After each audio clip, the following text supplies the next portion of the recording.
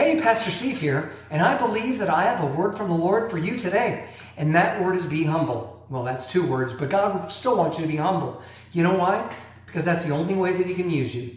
If you've got a big old ego and you're out there crushing people with your head and you're thinking that you're better than anybody else, then God can't use that type of attitude.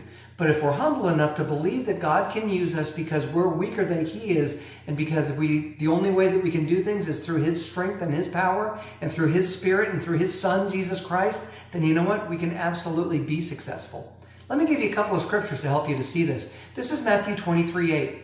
Don't let anyone call you rabbi, for you have only one teacher, and all of you are as equal as brothers and sisters. God sees us all as equals. He loves us all equally. He doesn't hate any one of us more than anyone else. In fact, He doesn't hate us at all. He thinks that every single one of us are His very own special possession.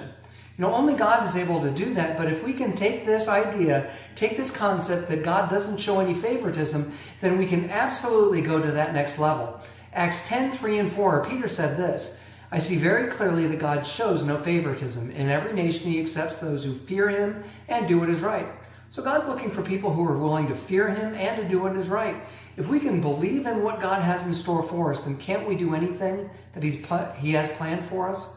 You know, in Paul's letter to the church in Rome, he writes this, but there will be glory and honor and peace from God for all who do good, for the Jew first and also for the Gentile, for God does not show favoritism. So Peter said it, and then Paul says it again here in his letter to the church in Rome. In fact, even later on in the 12th chapter, he says that we shouldn't think more highly of ourselves. So why are we doing that anyway? Matthew 10:24 tells us this, students are not greater than their teachers, and slaves are not greater than their masters. We shouldn't think of ourselves as someone or something that's greater than the mission ahead of us. We are not greater than what God has put us here on this earth for. In fact, the only way that we can accomplish these things is through the power of God in us. You know, in Matthew 23:11 and 12, Jesus says this, the greatest among you must be a servant, but those who exalt themselves will be humbled, and those who humble themselves will be exalted. It seems to me that it would be better if we were to be exalted by God. And the only way that we can do that is if we humble ourselves. So why not just cut out all that baloney about your ego and being the best at what you do and everything else? Just honestly and sincerely believe that God's going to take your humbleness and work with it. Based on these things, this is the word that I believe that the Lord's given to me for you today.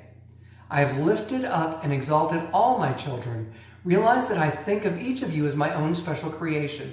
So treat all with the respect that they deserve. This is exactly what you will receive from others if it is what you sow into their lives. Well, what a blessing that is, isn't it? I am absolutely positive that God wants to do something great, something magnificent, something powerful in your life. All He's waiting for you to do is just humble yourself and willingly accept what He has in store. I'm telling you, it'll change your life. Well, you're more than welcome to share this on Facebook. You can also go to YouTube and check out our YouTube channel, subscribe to it. You'll get a video every single day.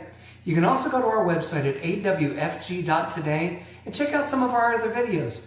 Take some of the downloads and start teaching some other people as well. Well, God bless you, and I definitely hope to hear from you.